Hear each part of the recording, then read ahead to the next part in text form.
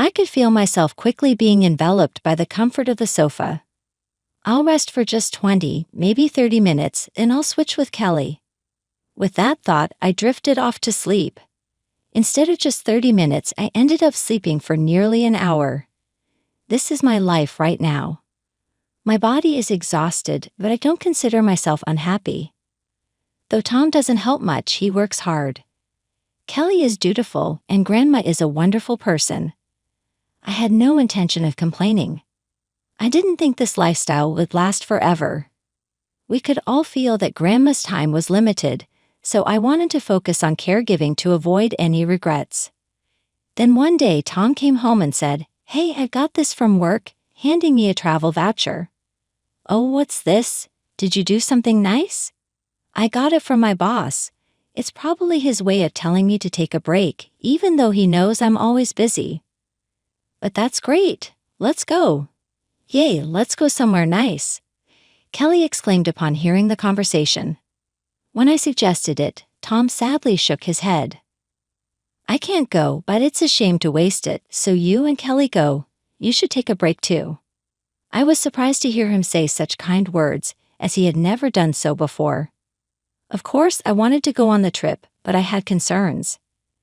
"That's kind of you, but what about Grandma's care?" "I'll take care of that.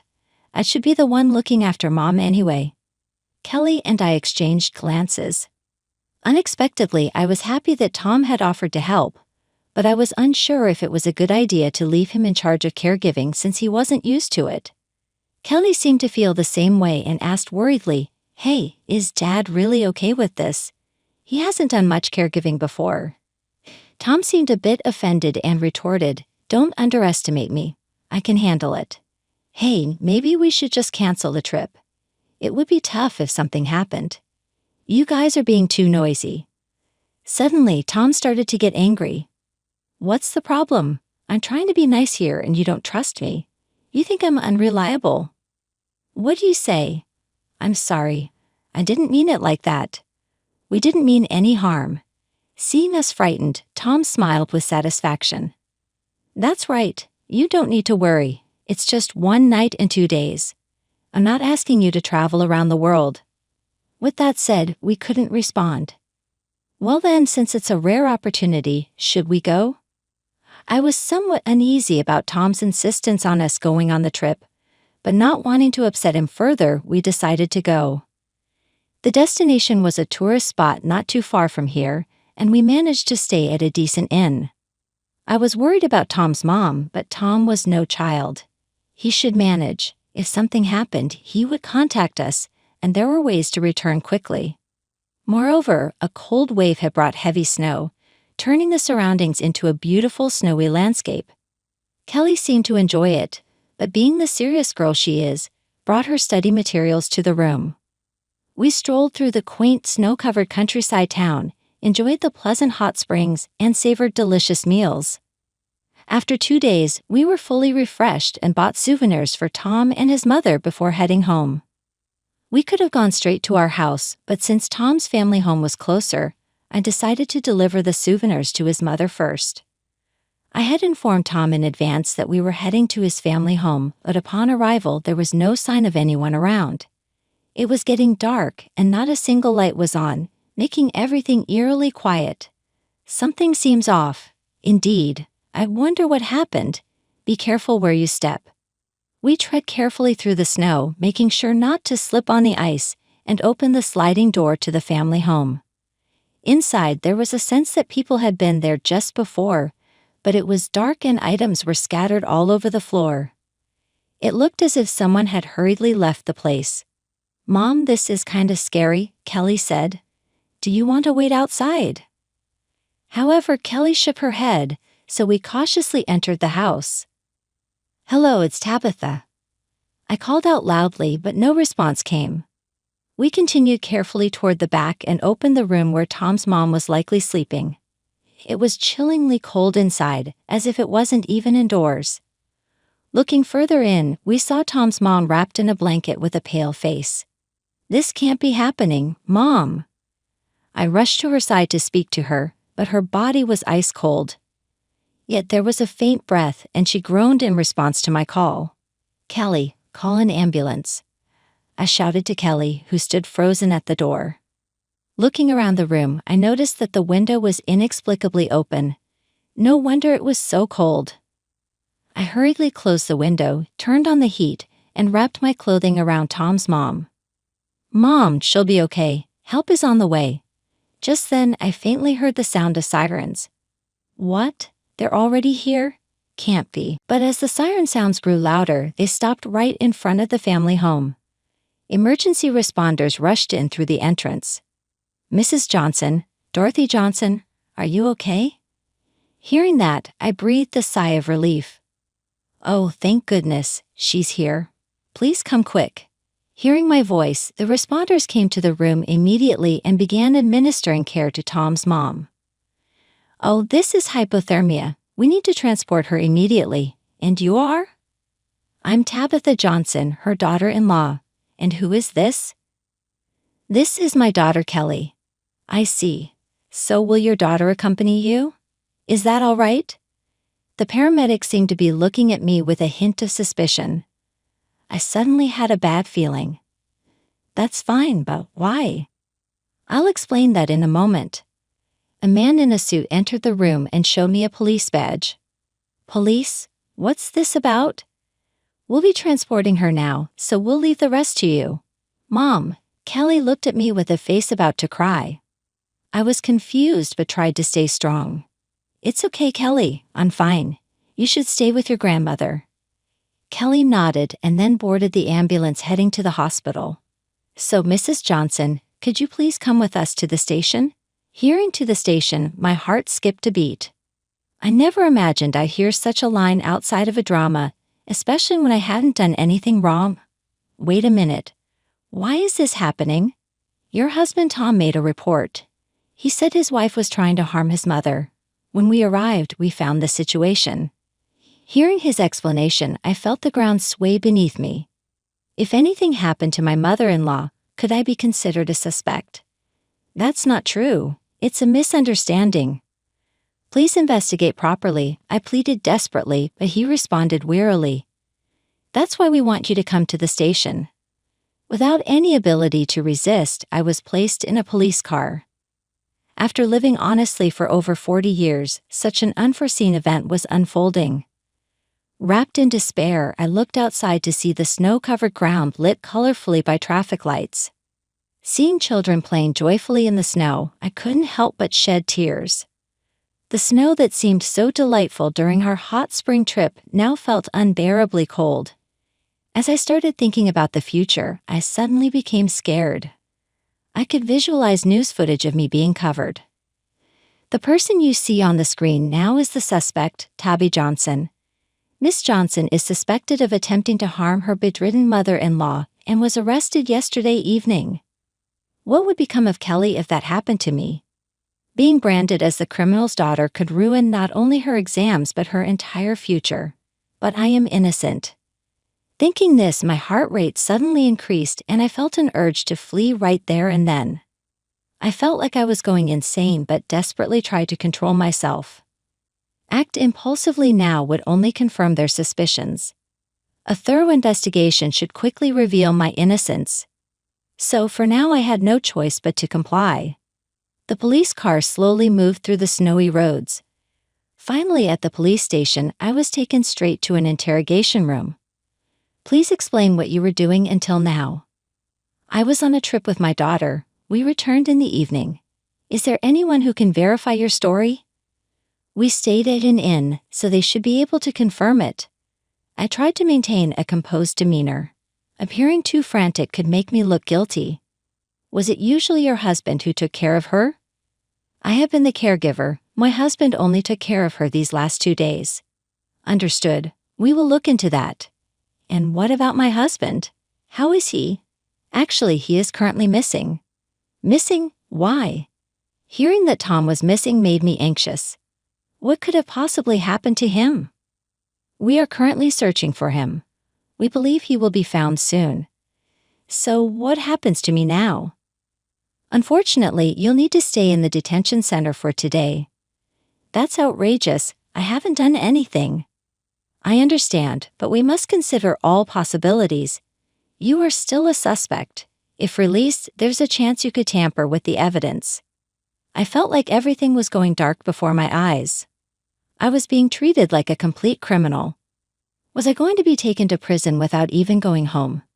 In the end, I spent the day in the detention center. Naturally, I couldn't communicate with anyone outside. Was my mother-in-law okay? And what had happened to Kelly? All I could do was think about them, unable to sleep a wink. The next day, that detective came. "Mrs. Johnson, we've kept you waiting. Your innocence has been proven and you're being released." With those words, I was allowed outside. "Thank you so much. We were able to confirm with the inn where you stayed, and your daughter helped a lot too." I talked with him as we walked down the corridor. "Kelly did? Is that so?" "Yes, and from the care manager and neighbors' inquiries, we verify that you have been the caregiver all along." "Is that so? And my husband?" He hesitated before saying, "We haven't found him yet, but it's certain Tom was at the family home. Why he was left alone for so long remains unknown." Outside, Kelly and the care manager were waiting. "Kelly." "Mom, it felt like years had passed, though it was only a day. I heard from the police you worked hard to prove my innocence." Kelly nodded with tears in her eyes. "Yes, it was tough, but it's okay now. Grandma has also pulled through, but she can't be discharged for a while." Hearing that, I felt a deep sense of relief. As long as my mother-in-law was safe, that's all that mattered. We decided to go home for the time being. We got a ride home in the care manager's car and finally arrived.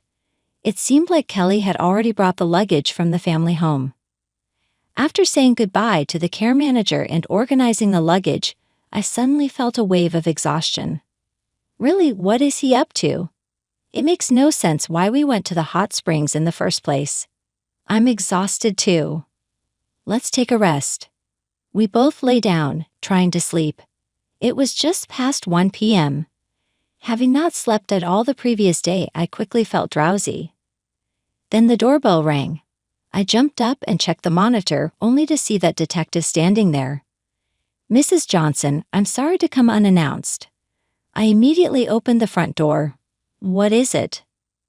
"Well, we have a report of a suspicious person believed to be Tom, and he appears to be carrying a weapon." Carrying a weapon. Upon hearing that, a chill ran down my spine. "It's not confirmed yet, but we're taking precautions by placing officers around your house. Please avoid unnecessary outings and ensure your doors are locked." After saying that, he closed the door.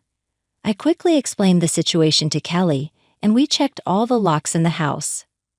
Fortunately, everything was secure, which gave us some relief. But with no idea when Tom might show up, I was plunged back into anxiety. Now every little noise or faint voice from outside made us jumpy. Naturally, we couldn't sleep under such circumstances, huddling together, holding our breath. "Hey Mom, it's all a mistake, right? Dad wouldn't do such a thing, right?" Of course he wouldn't, but let's be cautious. I didn't want to believe Tom could commit such an act, but we had to consider the possibility. I didn't understand what he wanted or why he framed me. I had no idea what he might do next, so we had to be careful. If that moment came, I had to ensure at least Kelly was safe. Holding her hand, I made that resolve. Time seemed to crawl by unusually slowly after that. It was when the day began to fade. I received a call on my smartphone from the police. "Hello, Mrs. Johnson, we just found Tom safe and sound at a hotel. He's currently with the police giving his statement, so please rest assured." Oh, thank goodness. "Thank you." After saying just that, I hung up the phone. Did they find Dad? It seems so. Now we can finally get some rest. Feeling relieved, we were suddenly overwhelmed by fatigue and fell asleep. We slept till noon the next day. When I woke up, Kelly had already gone to school, leaving only a note behind. In the afternoon, the police called again, revealing the whole truth. When Tom was secured at the hotel, he was with Jessica Nathaniel. I had always thought she was just Tom's subordinate, but it turned out they had been having an affair for quite some time. Pretending to work on holidays and secretly meeting up was apparently a regular occurrence. While we were away on our trip, Tom had snuck Jessica into the family home. Trying to keep it a secret from his mother, they were enjoying the night together, but Tom made a significant error. He turned off the heating in his mother's room for ventilation and even opened a window. However, he got carried away with Jessica and completely forgot about it. His mother tried to close the window but couldn't manage due to her frailty and just endured it. By the time Tom remembered, she was already cold. Thinking she had passed away, he panicked. Seeing the message about us visiting the family home, he decided to pin the blame on me. After calling an ambulance and reporting to the police, he hurriedly packed up and fled with Jessica. That's why, when we arrived, the house was in disarray and the ambulance arrived just in time. Of course, such a flimsy plan couldn't succeed, and I was quickly released. Tom was trying to find a way out of this tight spot, but to no avail. Finally, the police caught up with them, and they both got arrested. The report of a suspicious person with a weapon turned out to be someone else, who in fact had no weapon.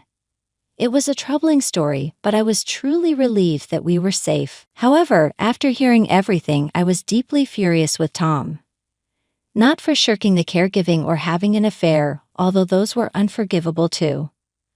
What I couldn't forgive was the danger he put his own mother in. I couldn't imagine living with someone who treated their own mother so carelessly. So I sought a lawyer and proceeded with the divorce.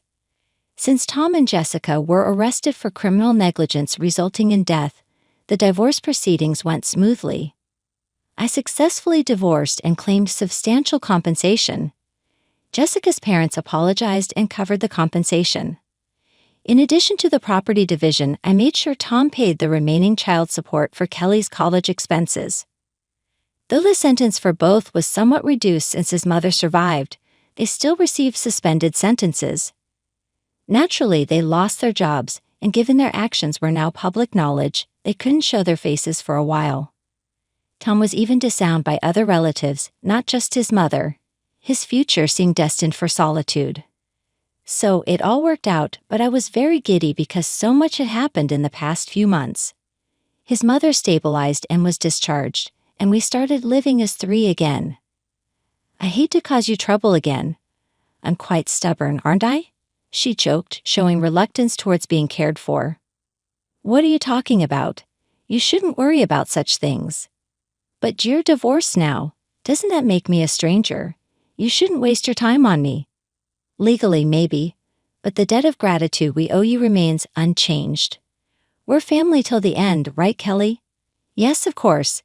So Grandma, rely on us. Touched by our words, she cried with gratitude.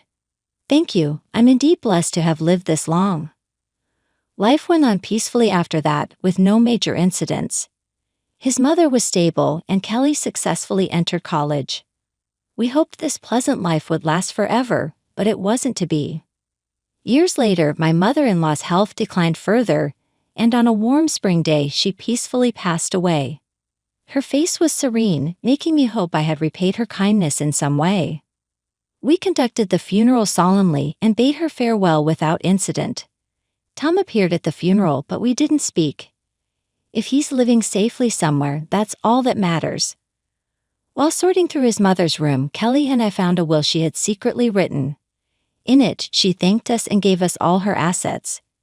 Reading it, we quietly shed tears, grateful we could see her off properly. Though she's gone, we decided to live happily, also for her sake.